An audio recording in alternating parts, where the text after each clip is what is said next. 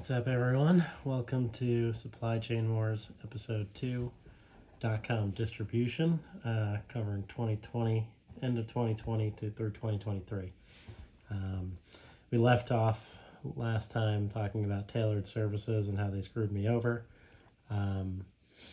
during the pandemic, not paying my 2019 commissions of $83,000 that were due, furloughing me in May or June of 2020, still unpaid from 2019 commissions, trying to get out of paying it, which is illegal. Commissions are wages in New Jersey and are to be treated as such. And I don't agree that any company should be allowed to withhold commission payments for an entire year before paying. It leaves too much at risk that something could happen to someone like happened to me, where the CEO tries to keep the money because they're desperate and trying to hold on to someone else's cash and use it to make more money. That should be illegal if it isn't already. So we leave off there after getting fucked over by Tailored Services and Jim DeVeau. I went the legal route. I already had an attorney before this happened because I kind of saw the writing on the wall. He was acting like a crazy person, Jim DeVeau, like not knowing how to handle a company. He was already acting that way by not paying people's commissions when it went through January 2020, February, March.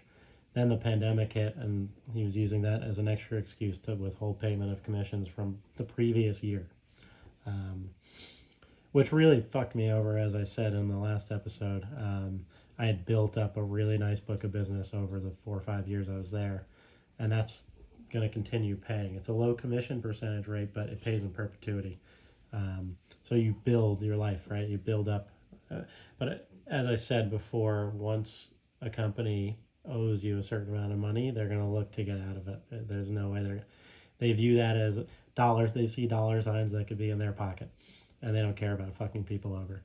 And there's really, commission laws just don't protect the employees and the hardworking salespeople and anyone else who's commission based. That needs to fucking change. But anyway, so pandemic hits. I decided to take a few months to enjoy myself a little bit and prepare to rebuild, look for the next role, figure out what I wanted to do. Tough time, right? Tough environment to have to start over and rebuild. I took a few months to enjoy myself. I was playing golf a couple times a week, the most I had played since high school, and it was nice. And I knew I was in a good enough financial position to support myself, at least for the time being, to be able to do that, thankfully. But I was still owed a lot of money. I missed the opportunity to buy the huge dip when the pandemic first hit because I was already supposed to have been paid my $83,000 commission, which I planned on putting into the market anyway. But imagine if I had that money when the pandemic hit and I could have bought stocks that I wanted to buy, like Shopify, Tesla. Everything was a good buying opportunity. So I really got royally fucked over by Jim DeVeau and Tailored Services. Mind you, this was the only company I'd worked with in supply chain, so my hope was that other companies are better. And this is just a one-off with an asshole, loser, bully CEO who called me an imbecile, called me the dumbest smart person he's ever met 1,000,000 times. And I just sat there and took it. For a while he was my asshole, but you can't trust people like that. They're only out for themselves, and they're greedy. So anyway, I'm enjoying myself, trying to deal with this pandemic and, a lot going on. And I hadn't yet started my real search for my next role, and I was fortunate. A recruiter reached out to me about a role at a company called Dotcom Distribution. Now, I liked that. The name showed me that they were e-commerce focused. Tailored Services was more B2B. Didn't really have any e-commerce clients, not enough that you could say they were experts in e-com. And every time I got into an e-com RFP or bid for a brand doing e-commerce, we had a tough time winning them. I would always get into the final 2 or 3, always. But when they came for a tour or to visit, we didn't have much to show when it came to e-commerce operations. So I was very excited about .com. I interviewed with the Chief Commercial Officer, Rob Kuhn, one of the greatest human beings I've ever met. Family man, works extremely hard, and he was truly one of the best people I've ever worked with or for. and I can't say enough about how great of a man Rob Kuhn is. And then I interviewed with the CEO, Maria Haggerty, and I enjoyed that interview. And my key thing in these interviews, and mind you, this is the first one and only one I interviewed with and spoke with, because they came to me. And my key thing was building my future. I want to know that there's a place for me, that I can grow into a new role. And what was discussed, and not guaranteed obviously, was that eventually Rob would move up. I could potentially move into the role of Chief Commercial Officer eventually, and then keep growing beyond that, right? That was my goal, to go somewhere where I can learn everything, work as hard as I always do, which is I give it 110%. My history of success and exceeding targets is very, very good. Every time, at any company I've been at, I always hit the target, exceed it. That's my goal. It takes the pressure off once you close the first couple deals and you're beyond your targets. The rest, the pressure's gone, and it just tends to work that way. That I think everybody can feel that, right? You're not that I'm a high pressure, pushy salesperson. That's part of it, right? I enjoy what I do, and I love being in supply chain because you're helping brands and you're getting product to the customers. There's something satisfying about that, and it goes back to why I left audit and finance and accounting. I wanted to be impacting something now, and supply chain, sales, and operations was doing that for me. So anyway, I started at Dotcom October 1st of 2020. I think I finally collected my commission from Tailored in November or something of 2020, when just what they owed me plus the bit of legal fees I had to pay for my attorney to go after them. As I said in the last episode, I could have gone after them for a lot more. Typically, you sue for 3 times the amount, and the attorney takes a third, and you take 2/3. And there's no messing around when it comes to commissions. Those are to be treated like wages, and I don't think anybody should be allowed to withhold commissions for a whole year before paying it. But Jim DeVeau and Tailored went even further by withholding it for months longer into the pandemic, which is no excuse for not paying your employees what you're owed. But anyway, so I started at Dotcom. Now, mind you, this is rebuilding entirely. They're focused on health and beauty. I certainly was not an expert, or I didn't have a specialty in focusing on beauty brands and the like, but you could build that, right? I knew this was going to be a rebuild. I was investing my time to build my future with Dotcom Distribution. And it was wonderful. Listen, again, you accept a salary that's not what you're worth because you're planning to build on the commissions that you get paid going forward. And I loved the team at Dotcom. That was what kept me there. That's what I was very happy during my time at Dotcom. I had the best marketing person I've ever worked with in my entire life. And I had an amazing sales support person, truly one of the best human beings I've ever met in my entire life. So let me tell you, that's what keeps me going is the people, the brands I get to work with. It's different every day. Everyone supported each other at Dotcom. It was truly a beautiful little company. And I say little, we had one building in New Jersey. We weren't a multi-location 3PL. And I had successes. It took some time, especially starting in 2020 during the pandemic. Not that easy to go get brands to move their operation. They're just, at the beginning, there wasn't a lot of activity. And for someone who's coming into health and beauty to rebuild in a new role, no existing pipeline, not the easiest thing to do. But eventually I got there, closed some deals, hit my targets, exceeded them. Loved working with the people at Dotcom.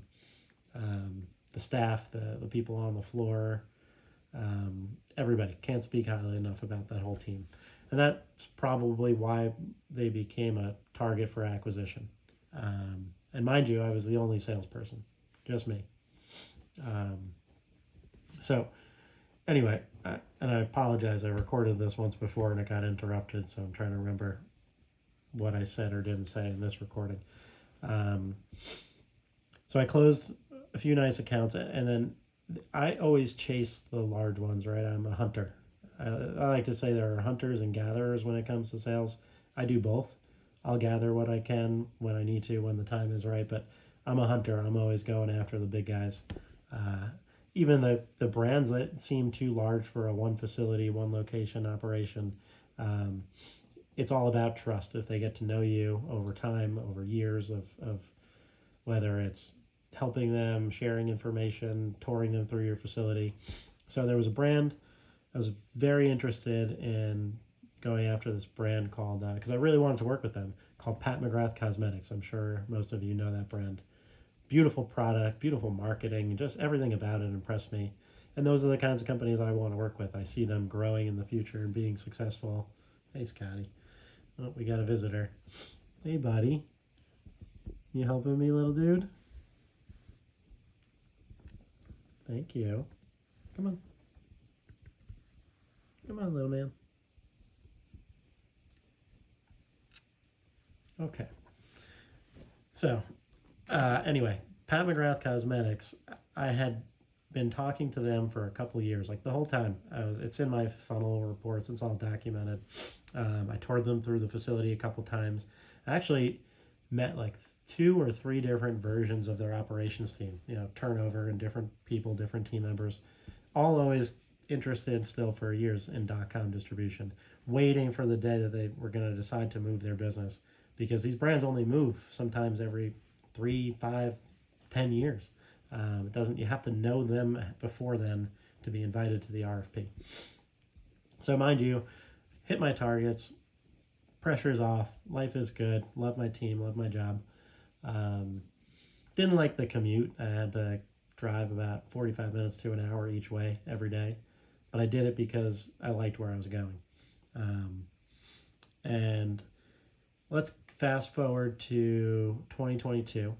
I think we're in October 2022.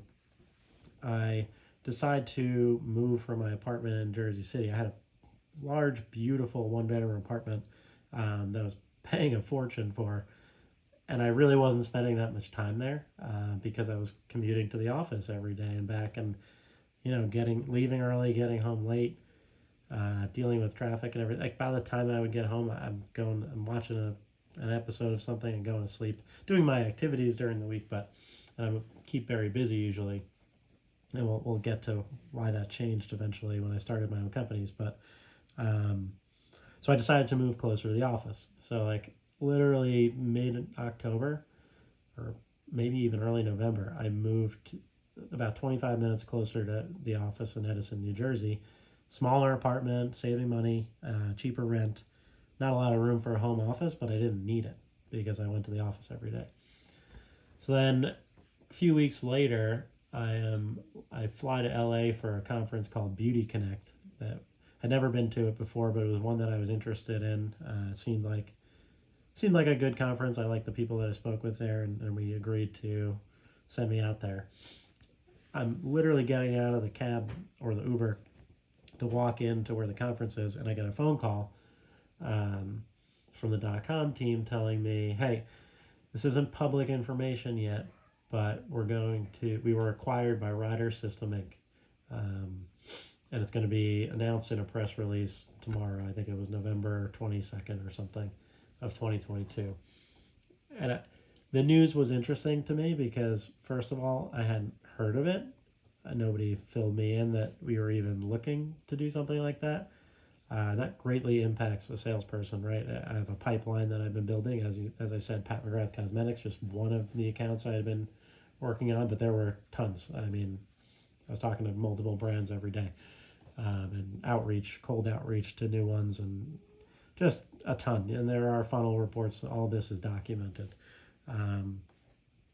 So I get that phone call the next day. I try to be excited about it, right? There are some pros and cons in my head right off the bat of, okay, big company, more locations, more resources.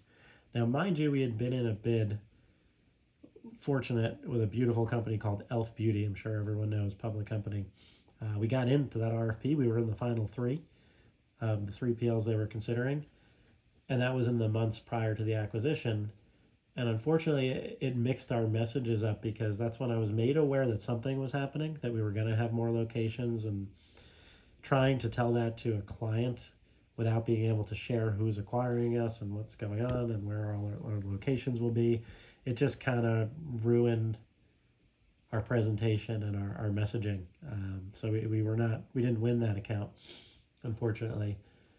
And then that's when it all began. The Ryder folks showed up. I let me make sure I tell this the right way. The first day that Jeff Wolpov and some of the Ryder executives came in, I could tell right away that everything they were saying was total fucking bullshit. Everybody else seemed to like not realize it, couldn't see through it. I could, right? Maybe they could tell that I just knew this was a load of bullshit. You came in to take our business, our clients, our revenue, and fuck everyone else over. That's what these companies do. And the problem I have with Ryder, which we'll get to in the next episode, is the way they treated me and other people. And I'll save that for the next episode. But yeah, so anyway, it is related. We're still in .com, right? So now I had just moved to be closer to the office. We get acquired while I'm out in LA for this conference at the end of November. I come back and I'm told I'm supposed to work from home. And I was like, guys, I just moved to be closer to the office. I don't have room in this apartment for a home office. I don't have the right equipment. And they all these promises, yeah, we'll get you set up. We'll do. No, nothing was ever done about it. All these life changes that I made to make my job and career easier to be closer to the office, just not taken into account in any way, shape, or form. Whether it's by .com or by Ryder. And I didn't really expect anything from a company like Ryder once I got to know some of the executives. And I met this guy who was supposed to be my new boss. His name was Brian Weinstein. My God, I could tell I had a bad feeling about this guy from the beginning. I had met him a couple of years prior and heard some things. Man, total, absolute douchebag and a bully and an asshole. Treats people terribly. So here we are, like total, people are excited, people are worried. I knew this was just, I saw the writing on the wall from the day I heard that Ryder was acquiring .com. And I was skeptical as it, thankfully. So here's some of the things that happened. They told us they wouldn't change anything for about a year, that it was just keep doing your thing. You know, we acquired you for a reason. We want your team to keep doing what you do. So Brian Weinstein had an assistant. I'm not going to say his name, but this great guy. I absolutely loved him. We became friends. We still talk. We're still friends. And he reported to Brian, and Brian oversaw, his vice president of business development or something, oversaw a bunch of salespeople. I don't want to say maybe 10, 12 people, maybe more. And I just didn't like the way he treated people, and you could tell he had favorites, people that he chose for his team. And obviously, I wasn't one that was chosen by Brian Weinstein, by Jeff Wolpov, by Ryder, right? I was just the sales guy of the company they acquired. And here's the other side of it. I never chose to work for Ryder. I never would have. My God, if I had gone through an interview process with these executives, never would have ever wanted to work at a company like Ryder. I've had big company experience, although in different industries, and there's a reason I got away from it and went to the smaller mid-sized companies, so I could have my hands in every aspect, right? I could work in operations, IT, stay close with the team. You lose that personal touch at a large company like Ryder. So anyway, now mind you, I told you about the setup of our team, the structure, the way it worked. Our marketing guy, myself, and the sales support guy, and my chief commercial officer, Rob Kuhn. Great team, like the Fantastic Four right there of sales and marketing. So the assistant that was working for Brian Weinstein was so miserable because of the way he treats people, especially someone who is his assistant. Like, talk about being a bully to somebody and just having to watch it was hard to watch. And he left, he quit. I can't blame him, right? Get the fuck away from a bully and an asshole that you're forced to work for. So he left, and Brian Weinstein decided to take my sales support guy from .com and have him working for him. So I lose my sales support guy. Then they take my marketing guy. I lose him. I'm left on my own, working from home in an apartment that has no home office. I don't have the right equipment. Um, just a miserable experience. And I'm told, and this is going to transition, we're going to talk about Ryder more in the next episode, but it does overlap, right? There's 9-10 months where I was still considered a .com employee, but working for Ryder. They took my team members away, but gave me nothing in return. No package to move me over to Ryder, no Ryder email. Just an absolute disaster of a transition for a company that's large enough like Ryder to suppose they should know how to do it, and there should be practices and policies in place for how you handle that, which they had none of. It was honestly like embarrassing to watch. Their HR policies, we'll get into all of that. But so I'm trying to figure out how to survive this and still do my job with all this bullying, harassment, shakeup of my team. Nothing done to make my life even a little bit easier as the only successful salesperson at a company you just bought because you like the company, yet I'm not taken into account. So fast forward, I'm just thinking, okay, win, right? And the message from my previous .com team and those who was working with was just winning solves everything. And timing is great. Sometimes it seemed like it couldn't be better when I get the official invitation to the Pat McGrath Cosmetics RFP. They're moving the business. We're in. So we've got a shot at around a $5 million account and growing. And I did forget something. I left out an important piece that happened here. So November 22nd, 2022, we're acquired by Ryder. We have a great peak season, December, shipping the most volume we've ever shipped, everything on time. Just an incredible job by the entire .com team for the month of December. But we get to the end of December, right before Christmas, a few days before Christmas, and there's a ransomware attack on .com. Now, .com was targeted because we were acquired by Ryder. That's 100% the reason. A large company like Ryder comes in and acquires .com. I'm sure our firewall systems and they make the assumption that our security measures are not as great as a company like Ryder. So we get a ransomware attack that shuts the operation down. Shut down for weeks and months. This was my first taste of how Ryder handles things that I just was disgusted by. So I'm trying to figure out what's going on at the company. I'm not getting a lot of information on what's happening. It's obviously a ransomware attack. I knew that even before they tell us. They're sending in the Ryder SWAT team supposedly to try to fix things. And that I was told not to say anything to our clients. But I'm getting phone calls from all of my clients and from .com folks saying, like, what's going on? Why is our volume shipping? What's happening? And I'm told not to tell them what's going on. They want me to lie to my clients. That's one thing. That's where I draw the line. I am probably too honest, and I'd rather always be honest with clients, with anyone, whether it comes to pricing, rates, margins. It doesn't matter. Transparency is key. If a client is trying to have you not, we'll get into it.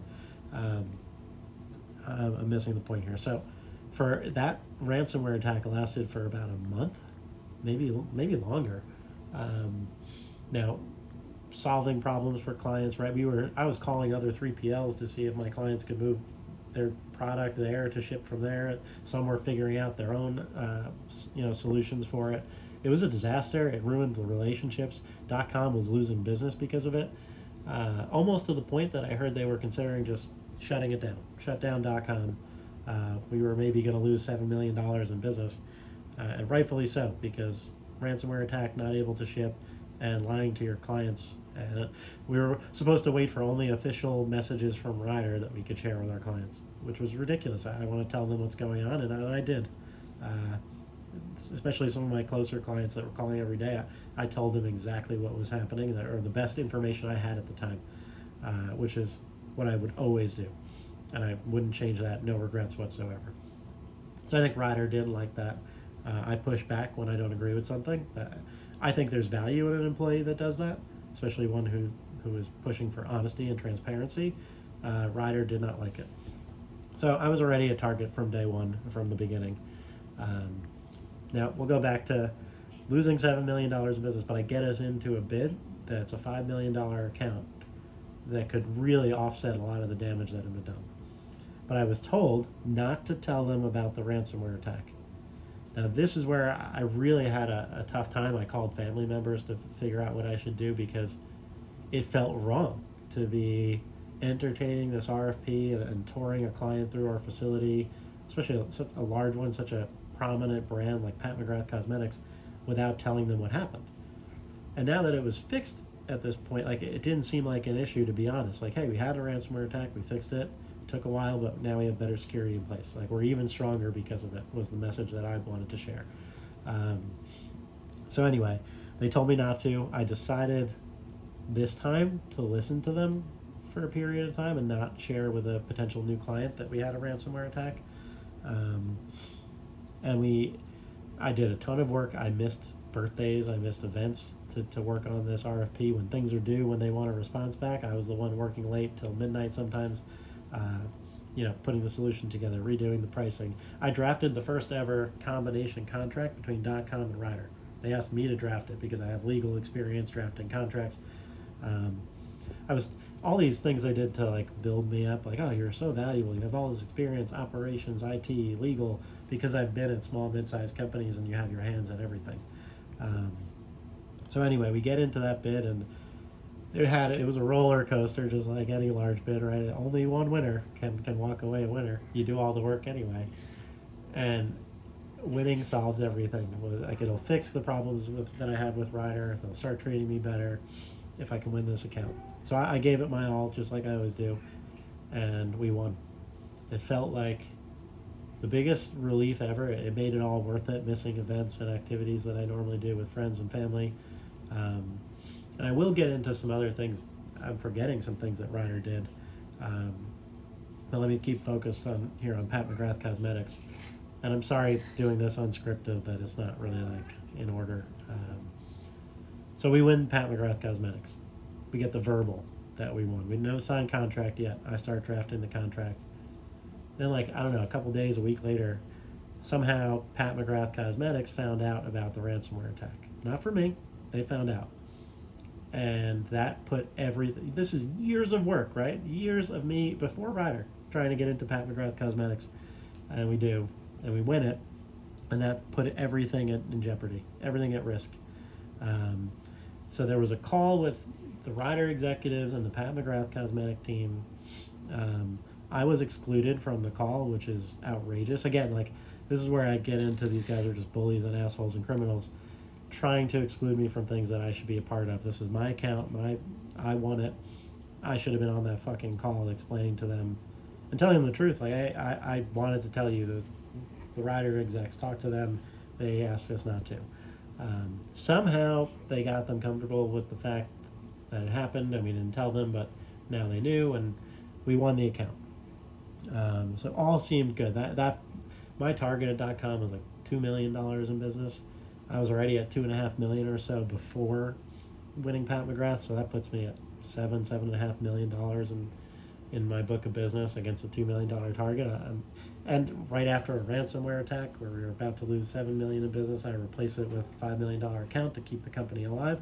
It kind of felt like, and I was treated only by .com, kind of like our hero, right? I finally did something that helps everybody keep their job. And that's always the goal. That's the biggest motivating factor for me when it came to winning. And Rob Kuhn was great about that as a boss. Like, you are the person responsible that can help everyone stay employed and keep their job. There's nothing that motivates me more than that, helping other people, especially people I work with and care about and am friends with, friends and colleagues. So anyway, we win that account. I'm going to save the rest of what happened after that for the next episode about Ryder System Inc. But I do want to talk about some things they did early on too. Early 2023, I forget if it was January, February maybe, my chief commercial officer had a serious medical issue, and we didn't know how long he was going to be out. I get a call. Now, this was a Saturday morning at maybe 7 a.m. First, I get a phone call from my parents, very bad phone call, telling me that my grandmother took a very bad turn for the worst medically. and probably wasn't going to make it much longer. She had been a little bit sick for a month or two, kind of going downhill. But that was a devastating phone call to get. No joke, I hang up from my parents and my phone rings immediately, and it's the CEO of Dotcom. Calls to tell me that the night before, serious, very, very serious medical issue with our chief commercial officer, and he's going to be out for a period of time. I'm going to have to step up. I'm going to be getting phone calls from Ryder executives to put together a meeting early Monday morning at the office with our whole team, because they didn't have the ability to contact our whole team and get everybody. They relied on me for that. So, of course, I'm going to step up and do whatever I can. Tough time to get those phone calls back to back, and it seemed like nobody took into account that I also just got a very bad phone call about my grandmother, who I'm super close with. Probably not going to make it much longer day to day. Then I get the phone calls from the Ryder execs. This is a Saturday morning, mind you. So that's fine normally, right? If you're going to be able to call me on the Saturday morning asking for things, I take that as I can do the same in the future if I need something. So, hey, Scotty. So anyway, even though I'm dealing with my grandmother, trying to figure out if I should go see her that weekend, I call everybody. I get the team all set for an early Monday morning meeting at the office to talk about how we're going to handle the absence of one of our key people. So I do that. We have the meeting. It was interesting because although I'm the one that coordinated it, set it up, and was supposed to be relied upon to handle things, I wasn't treated very well in that meeting either. It just was a continuation of how I was treated. I can certainly tell you every day that the Ryder execs were at the office and took team members out to lunch, I never got the invite. I was never invited to go out to lunch with Brian Weinstein, with Jeff Wolpov, with the Ryder folks. They kind of just viewed me as a little nobody, and I saw that. I knew what that meant. So anyway, that was tough to deal with, right? And then I think that the day after that meeting, that Tuesday, I got the call, I'm at the office, that my grandmother passed away. So I didn't get to go see her one more time. I had gone, thankfully, like a week prior to see her for one last time on Long Island. And I just told them, guys, I'm out of here. It was like 10 a.m. on Tuesday. So I left, figure out what to do, see my family. But these are the things where, like, Dotcom used to treat those things how they should be, right? Hey, go take your time, focus on what you need, we'll handle the rest, just like any good company and good person would do. So yeah, Ryder did things differently, treated people horribly. There's a reason a lot of people left, and the more I looked into them, I just knew this was a bad company. I looked at their stock. Remember, I'm a CPA. I've been an auditor for public companies. I know what to look for.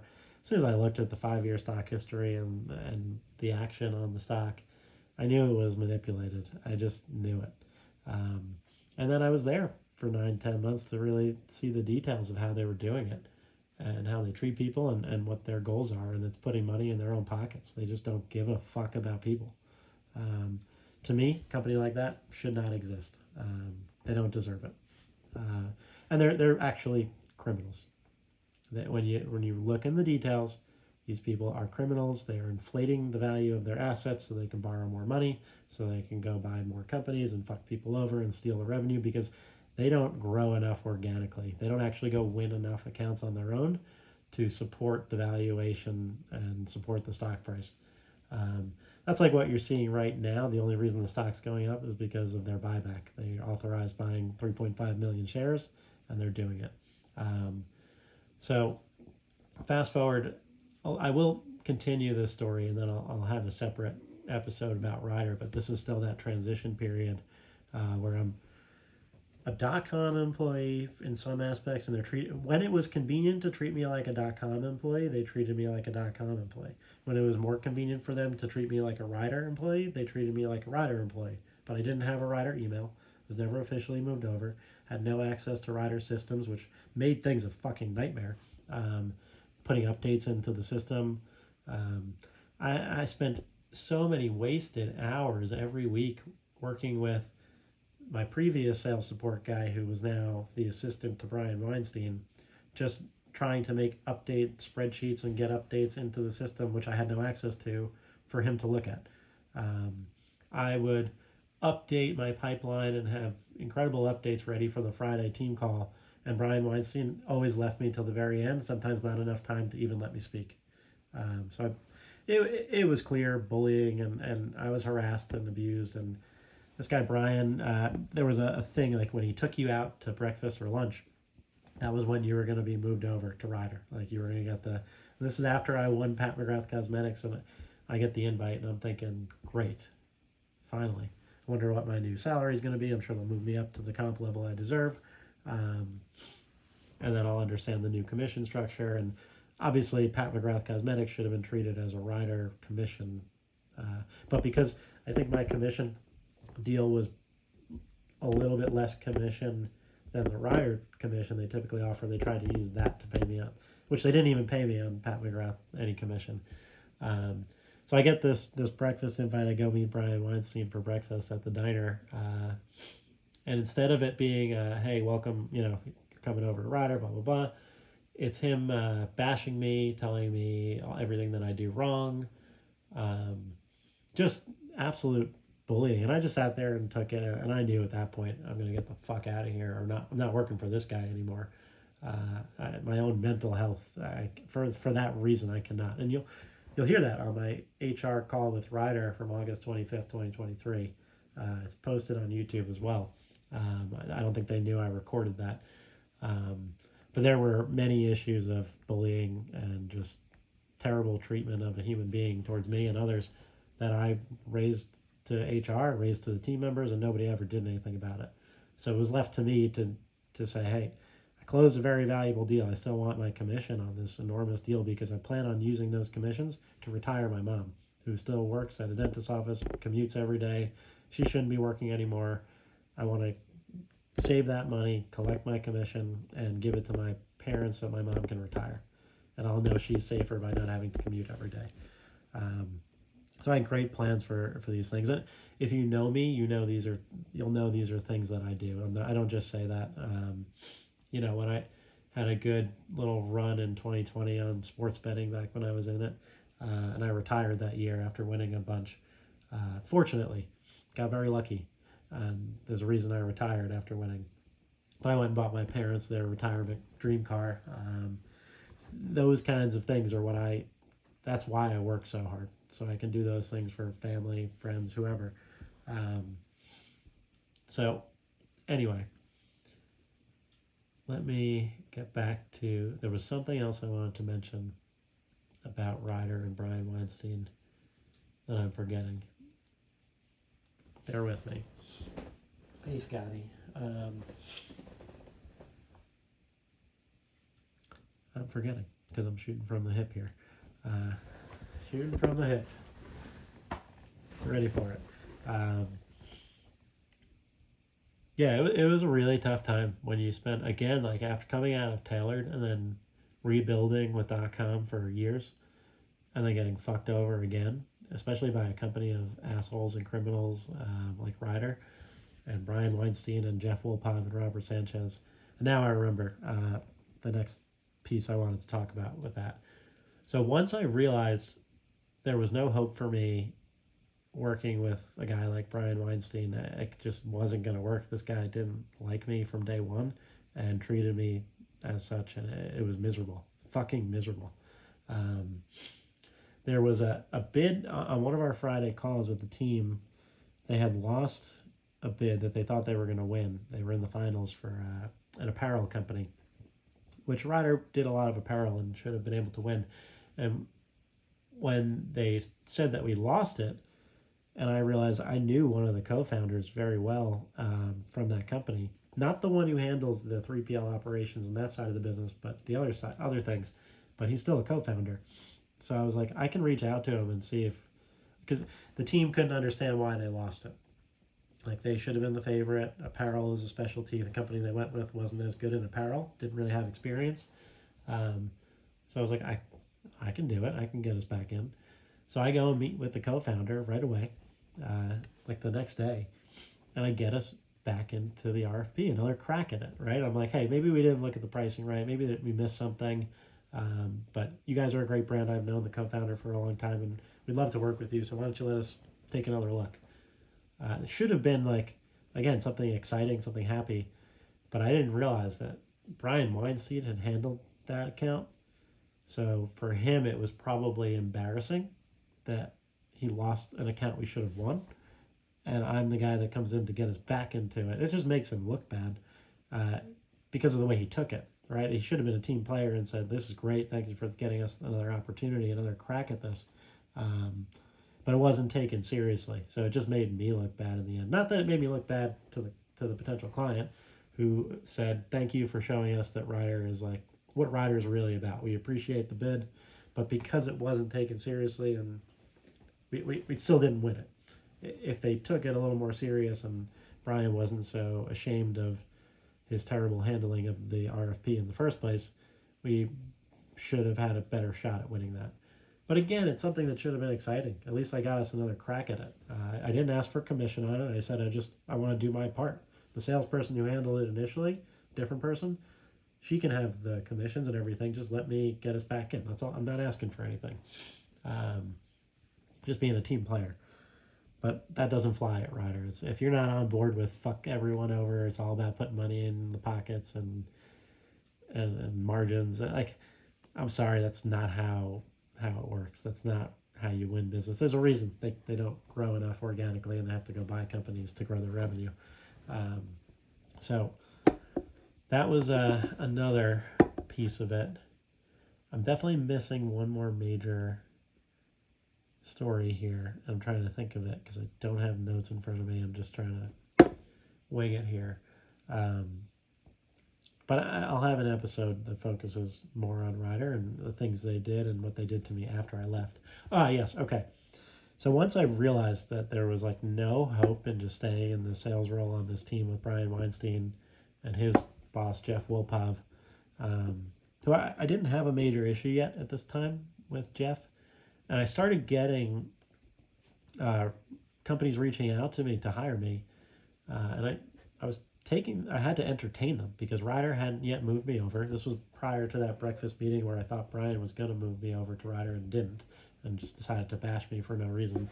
And I'm sure they'll make up reasons and try to tell you I'm such a terrible person, but let them come at me. It's all, go check all the emails and text messages and documents and you'll see the truth. So I came up with this idea because I had also gotten some really good leads and accounts that came to me that we should have won, we could have made money on, and they just decided not to go after them. There was like a $4 million account, a $3 million account that they just walked away from, didn't take seriously. And I'm like, guys, I need someone to take the accounts I'm getting into seriously. They're real, we can make money, they're sizable. So I realized that either they're trying to screw me over because they don't want me to be successful, even though I already won Pat McGrath Cosmetics. And I'm thinking, what are we doing here? These are like gold to most 3PLs, and they're walking away from accounts that I get into.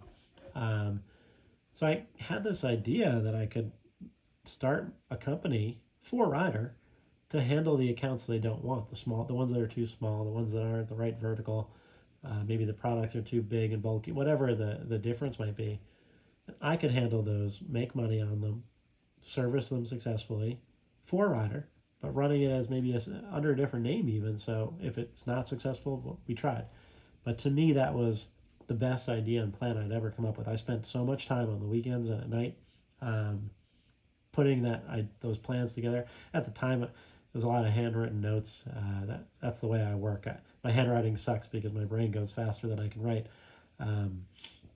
But I had really good plans laid out, all the people that I would need, my network, my resources, really detailed plans. And I wanted to take this to the board of Ryder. Now, I had texted Brian Weinstein the day before about something related to one of the accounts, and he never got back to me. Maybe he was on vacation or something. And no big deal, right? So then when I had this plan and it was urgent, I wanted to get it to Jeff Wolpov. instead of going to Brian, who I knew hadn't responded already, I went to Jeff. I texted him. And he told me I could always text him at any time. So I texted him. We get on a call. I walk him through the idea. He seemed to like it at the time, but also said he wasn't sure if it was something the Ryder board would be open to. Now, in my mind, if you're trying to be an innovative company and trying to be ever better, that's how you stay in front, right? You have to do something different. You're not growing enough organically. You're having to go buy companies' revenue and fuck people over. Why not try to grow the real way, the right way, where you're supporting people, hiring people, not firing people? So I gave my plans to Jeff with my contacts, the clients I thought I could take on. Like basically gave them a plan of what I ended up trying to do for the next couple of years. I gave them the answers to the test on how to fuck me over, and we'll get to that. And then I did have some issues where, and I'm sorry, it's a little over the place. I was getting getting job interviews requests, and I had to take them seriously. Like if Ryder's not going to move me over, even though they keep promising it, better salary, whatever, better role, nothing happening. And I was there for 9-10 months at this point, 4 or 5 months where I had already won Pat McGrath. I'm way ahead of my targets. And I decided to be honest with them. I told Jeff Wolpov, listen, I'm getting a lot of requests for interviews for other opportunities. Like, I don't know how you want me to handle these. I'm having to entertain them. And he didn't seem to like that I was honest and transparent with him. And this was before I shared that information with Jeff. I had spoken to some family again to get advice, and the best piece of advice I got from one of my uncles was, even if they don't handle you telling them the truth the right way, you can always look back and you'll be able to say, at least I was honest.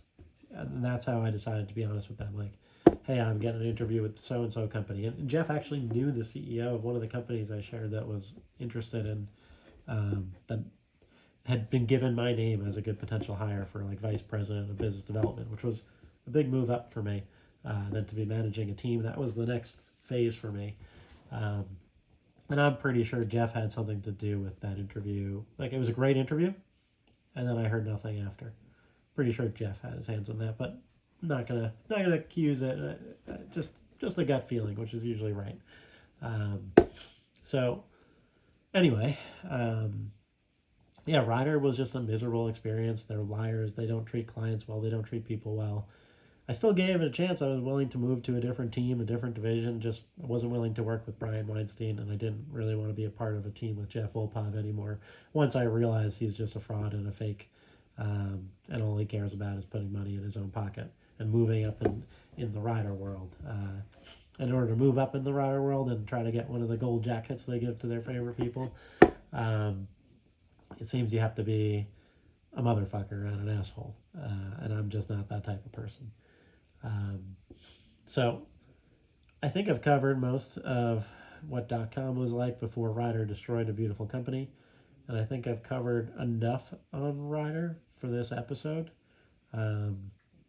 There will be more. There is a lot more of things that have happened and threats after I left the company. They really shot down my idea of starting the company. That was my escape plan to get away from a bully and an abuser like Brian Weinstein. That was just my polite way of trying to get out of it, was to come up with a genius plan to build another company and add brands and turn their garbage into gold. And if that wasn't going to be taken serious, I was actually criticized after I spoke with Jeff Wolpov and I sent him my notes, pictures of my notes and everything so he could see it. I didn't have time to, still working for Ryder, so I didn't have time to put it into like a pretty presentation yet. That was what I asked Jeff for. It was like, can I have like a month to prepare for presenting it to the board? And eventually they said no. And then Brian Weinstein ripped me a new one for going above his head to Jeff Wolpov to share my plans. Even though I had texted him the day before and he didn't respond about something else, so I just assumed he was missing or on vacation. Yeah, so all these things, it was just I was set up to fail. Brian didn't like me, Jeff, whether they didn't like me or they just wanted to steal my business and get rid of my salary and put more money in their pockets. Either way, it was pretty fucked up. And I didn't like how they treated other people, especially a lot of my colleagues and friends. And I didn't choose to leave because I wasn't willing to walk away from the Pat McGrath Cosmetics commission for the next couple of years. And I never officially resigned. I was just forced out. After the HR phone call that's posted on YouTube, if you notice at the end, I did not submit my resignation, did not officially resign. Instantly after that phone call, my email was cut off, everything was shut down. I was not given the opportunity to say goodbye to colleagues and friends and send a nice email note like I would have done if I'm leaving. And that was something I really wanted more time to think about. Do I really want to walk away from years of work building a book of business again in just a situation where I can't, for my own mental health, I can't work with these fucking people. I'm not going to be treated that way. I have standards, and I know how I deserve to be treated. So that's some of the story of Dotcom Distribution, a beautiful little company that no longer exists and was destroyed by Ryder System Inc. And on the next episode, we'll get into a lot more on Ryder System Inc., but I think that covers enough for today. Thanks, guys. May the force be with you.